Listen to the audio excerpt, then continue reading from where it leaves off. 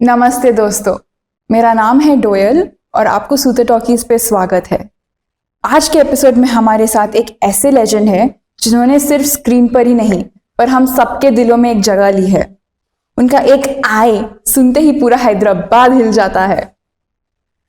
उनका असली नाम अदनान साजिद खान है, लेकिन उनका कैरेक्टर बन गया है एक कल्चरल फेनोमेनॉन। आइए मिलते हैं अपने गुल्लू दादा से। Thank you. Welcome to the show sir. Thank you thank you so much for coming. Thanks, आप लोगों ने भी मुझे याद किया, खास करके ऋषभ का जो है मैं थैंक्स करना चाहूँगा।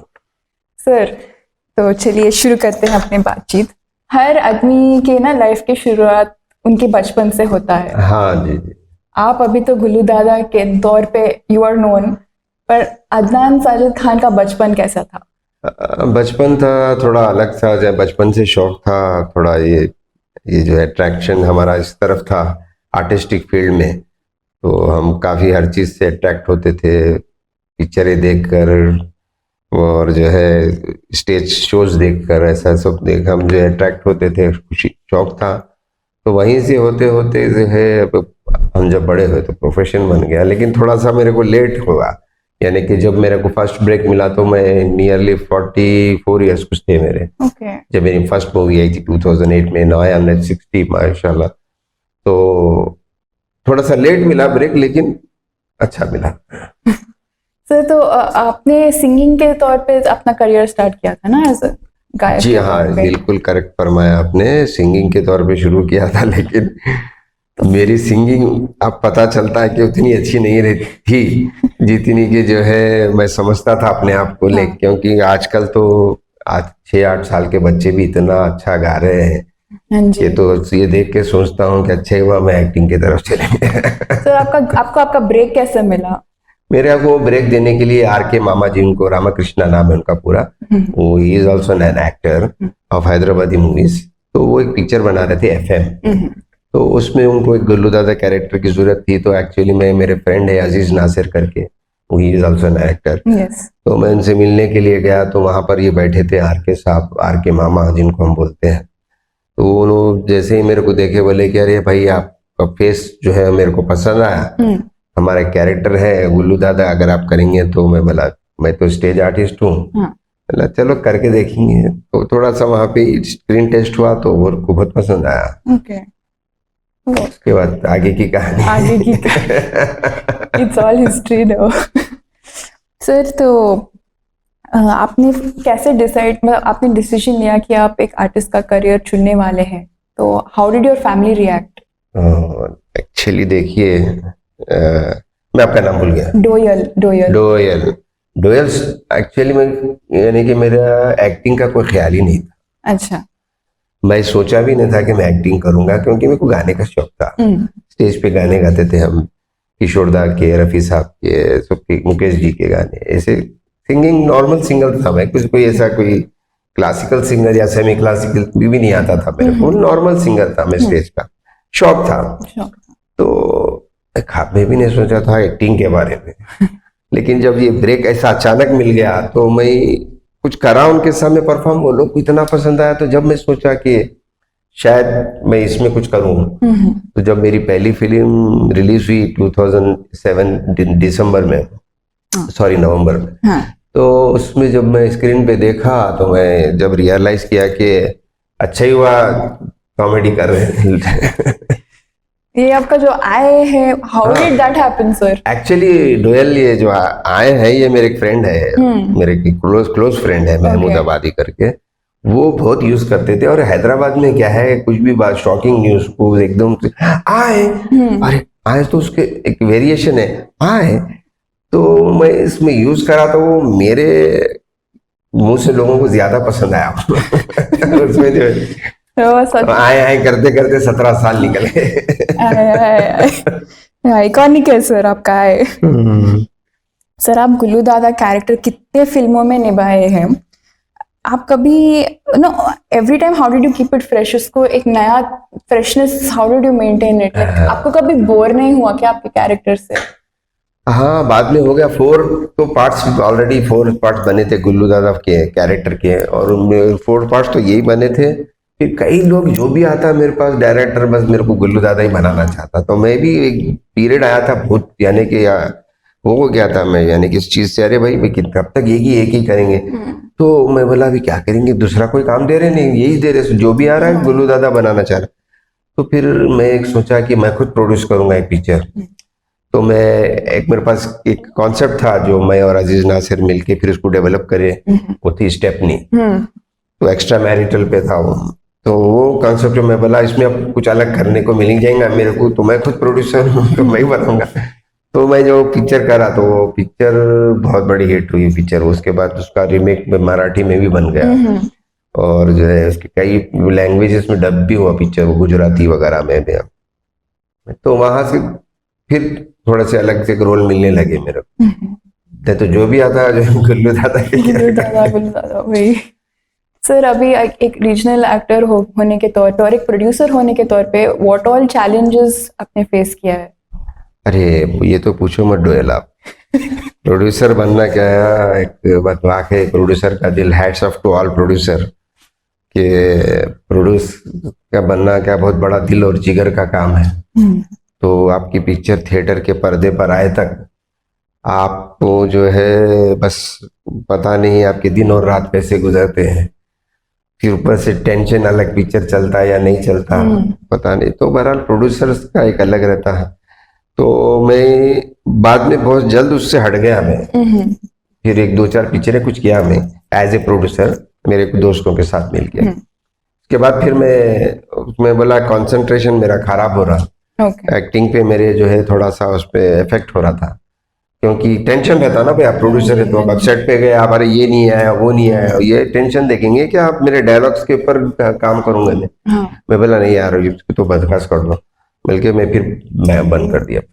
सर अभी कुछ टॉक्स आ रहे हैं बाहर की मिस्टर एंड मिसेस गुल्लू दादा मूवी आएगी। अभी बताना ना, जो देखो यही बनाना चाह रहा, ये एक्चुअली एक इनायत राज करके एक डायरेक्टर है, उन्होंने भी हैदराबाद के हैं। ओके। उनका तकरीबन 7-8 ईयर से प्लान था, ये मेरे पीछे थे और मैं करेंगे करेंगे करेंगे, जैसा अभी बोला आपको मैं बोर हो गया था गुल्लू। तो लास्ट अब मैं बोला आप उनको बहुत ज्यादा ही रुका दिया मैं। अच्छा। अब तो उनका काम करना चाहिए, बल्कि मैं उनको सिग्नल दिया, फिर उन्होंने पिक्चर स्टार्ट करे। वो भी कॉमेडी है सर आपको कॉमेडी में बहुत खुशी मिलता है?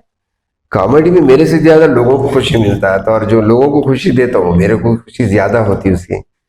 क्योंकि देखते हो आपको तो मालूम है आजकल का दौर कितना टेंशन भरा है, और ऊपर से जो है अब तो इंटरटेनमेंट में इतना बड़ा कंपटीशन आ गया है, जो रील्स की वजह से लोग घंटों बैठ जाते हैं फोन पे, तो पता ही नहीं चलता टाइम का। अब इतना देखने के बाद उस 100-150 का टिकट लेके थिएटर को कौन आएगा बताइए आप। बहुत खतरनाक इस वक्त कॉम्पिटिटिव दौर आ गया है, खास करके आर्टिस्टों के लिए। तो फिर भी सरवाइव कर रहे हैं। अब जैसा है देखिए, जैसा आप दुनिया चलती है ना उसके हिसाब से अगर आप चलते रहे तो आप सरवाइव करते हैं। अगर आप नहीं अरे मैं नहीं करूंगा ये करके बैठेंगे तो फिर आप बैठ जाएंगे। तो चला रहे वैसे। सर आपके बेटे का एक यूट्यूब चैनल है ना शाहरुख, हैदराबाद डायरीज। जी हाँ जी। तो आपने उनको बहुत उसका स्टोरी बताई, ऐसे वो कैसे स्टार्ट हुआ? हैदराबाद डायरीज वो लोग खुद शाहरुख खुद जो है एक्चुअली वो हैदराबाद डायरीज स्टार्ट करने वाले अबरार मेरे बड़े बेटे थे। उसके बाद वो गल्फ कंट्री चले गए जॉब के लिए। अच्छा। 5 साल को चले गए, 5-6 साल। उस दौरान में शाहरुख जो है उसको टेक ओवर करके वो चैनल को बहुत डेवलप करा। तो डेवलप करने में उसको इम्प्रूव करने में शाहरुख का हाथ है। आज वो चैनल नंबर 1 चैनल है हैदराबाद डायरीज। उसकी व्यूवरशिप भी बहुत जबरदस्त है, 2.7 मिलियन तो सब्सक्राइबर थे उसके कुछ। हाँ जी। तो चैनल अच्छा है, लेकिन कभी भी वो लोग मेरे से एडवाइस नहीं लिए, वो खुद से करे। और मैं कभी भी मेरे सोशल मीडिया पे आप देख लीजिए पिछले 15 साल जब से मेरा एक्चुअली मैं जो फेसबुक फर्स्ट टाइम जो अकाउंट बनाया था वो 2010 में। तो आप पूरे उस पर जाके सर्च कर लीजिए, मैं कहीं पे भी एक पोस्ट ऐसा नहीं करा कि ये मेरे बेटे हैं अब इनका वीडियो देखो। मैं उनको खुद से जो है कर लो यानी कि छोड़ दिया, तो वो लोग करे खुद से। खास करके शाहरुख मेहनत करके आज डेवलप करके वो चैनल को उठा रहे, और चैनल जो है टॉप पे है। खुशी होती है, बच्चे भी अच्छा काम कर रहे कर। बढ़िया सर। आप भी कैरेक्टर्स करते हो ना कभी कभी मेरे से कराते हैं लोग, लेकिन मेरा एक मानना है डोयल कि फिल्म एक्टर्स ना यूट्यूब पे नहीं चलते। क्यों सर? यूट्यूब वाले फिल्मों में नहीं चलते, क्योंकि मैं दो पिक्चरें कुछ किया, मैं शाहरुख को भी लिया था पिक्चर में, और एक शहबाज खान है और दूसरे नाम भूल गया मैं, 2-3 लोगों को लिया मैं, लेकिन वो क्लिक नहीं हुए वो लोग फिल्म के पर्दे पे। तो हो सकता है लोगों को जो है सोचने का नजरिया कुछ ऐसा है कि भाई हम इनको इसमें देखेंगे, हम इनको देखेंगे, पता नहीं क्या है, लेकिन मैं देखा हूँ। तो मैं कभी घर का चैनल है बोल के कभी कभी कोई कैरेक्टर आया तो करता हूँ उसमें, अब एंजॉय करता हूँ, लेकिन उतना मेरे को दिल को नहीं लगता। आदत है कुछ दूसरा करने की ना अपने, तो करते, लेकिन अब घर का चैनल है बोल के करते कभी कभी उसमें करते। सर आपका ड्रीम प्रोजेक्ट क्या है? ड्रीम रोल तो अभी सब कुछ सोचे ही नहीं भाई, मैं अभी जो भी है करा बोला ना वो तब, क्योंकि एक्चुअली क्या है मालूम, हमारी जो हैदराबाद इंडस्ट्री है बिल्कुल एक टारगेट ऑडियंस है उसमें, तो ज्यादा उसका वो नहीं है, ग्राफ वो छोटा है, तो उसमें क्या है हम ज्यादा सोच नहीं सकते, कुछ हटके कर नहीं सकते। कुछ भी करने जाएंगे तो अरे देखो हीरोगिरी बता रहे होते, ऐसे ही फीलिंग आती लोगों को, क्योंकि हम लोग शुरू से ही नेचुरल कॉमेडी करें, जो हैदराबाद में आम लोग पे गुजरती, आप पे हमारे पे जो गुजरती वो हम बताएं। कुछ भी ड्रामेटिक नहीं रहता हमारे पिक्चरों में, हर चीज ओरिजिनल और जो है जो जिंदगी में गुजरती वही बताते हैं। तो वो लोगों को आदत हो गई देखने की। अब हम कुछ भी करेंगे तो हीरोइज्म तो एक्सेप्ट नहीं करते, तो लिहाजा वो कॉमेडी पे डिपेंड हो गई हैदराबाद इंडस्ट्री, तो चल रहा है। सर 2010 के बाद थोड़ा डिक्लाइन हो गया ना sir, what do you think is the reason for that? देखिए इसकी वजह दो हो सकती है मेरी सोचने की जो है। एक तो 2010 से पहले, 14 से पहले, 10 के बाद धीरे धीरे गया, लेकिन 14 से पहले व्हाट्सएप, इंस्टाग्राम, ये सोशल मीडिया के जितने भी चैनल्स है, ऐप्स है, ये पॉपुलर नहीं थे बिल्कुल लोगों के पास। तो लोगों को जो है एंटरटेनमेंट का जो जरिया था वो थिएटर थी। अब हम खुद देखे हुए, जैसा कि अभी आपकी बात हुई स्टेपनी पिक्चर की, वो पिक्चर मेरी लास्ट पिक्चर थी जो ब्लैक टिकट लेके लोग देख रहे थे। 2-2 हफ्ते टिकट नहीं मिल रहा था उसका लोगों को, लाइन में, हम थिएटर्स में लाइन देखे लोगों, वो गेट से लेकर पूरा बुकिंग विंडो तक लाइन, तो हम देख चुके हैं। अब आजकल कहाँ है वो, कुछ भी नहीं है। ओटीटी का जमाना, ऑनलाइन, पता है ना मैं आपको, अब ये जैसे मोबाइल फोन जो है इतना कुछ इंटरटेनमेंट कर रहा है लोगों को कि उसमें बहुत ही मुश्किल हो गया अब सरवाइव करना।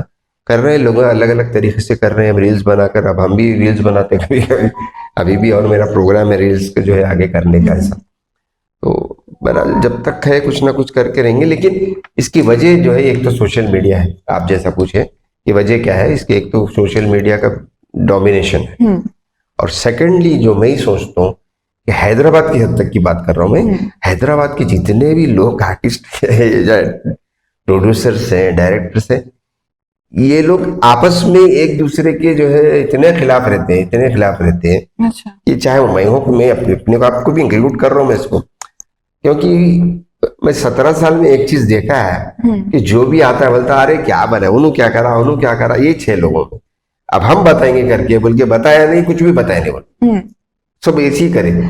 तो जो एक दूसरे की टांग खींचने में क्या हो गया बोले तो जो है हमारी इंडस्ट्री आगे नहीं बढ़ी, तो उसकी वजह से जो है जो लिमिटेड होके रह गई, और ऊपर से ये आ गया सोशल मीडिया का दौर, और ऐसा दौर में जो है यूट्यूब पे इतना मिल रहा कंटेंट, हैदराबादी कंटेंट, तो अब लोग क्यों जाके जो है 150 रुपये दे के, लेकिन फिर भी कोशिश कर रहे हैं, हम फिल्में बना रहे हैं या कुछ अलग से करके देखेंगे, बल्कि कोशिश कर रहे हैं, देखेंगे जिस दिन अगर कुछ चल गई पिक्चर तो फिर और आगे बनेंगे, और पिक्चर 2-3 पिक्चरें आ रही है भी हैदराबाद की, अच्छी पिक्चरें, तो अगर वो क्लिक हो गए तो फिर कंटिन्यू करेंगे। हाँ सर, आपके अभी रिसेंटली आपका बदमाश पोट्टे रिटर्न्स आया था ना सर? वही तो बता रहा हूँ, बदमाश पोट्टे अभी आया नहीं, आने वाला है, ओके। वो पिक्चर भी है, और एक जो है हमारे अजीज नासिर के भाई बनाए एक पिक्चर, वो पिक्चर है, और मेरी खुद की एक पिक्चर है, मेरी खुद की मतलब डायरेक्टर दूसरे हैं, प्रोड्यूसर दूसरे हैं, 2-3 पिक्चरें हैं, मिस्टर एंड मिसेस गुल्लू आप जैसा बताया, ये पिक्चरें हैं, 2-4 पिक्चरें जो रिलीज के ऊपर है। आप देखेंगे कौन सी भी अगर एक आध क्लिक हुई तो फिर और आप चेक करेंगे काम, ऐसा है।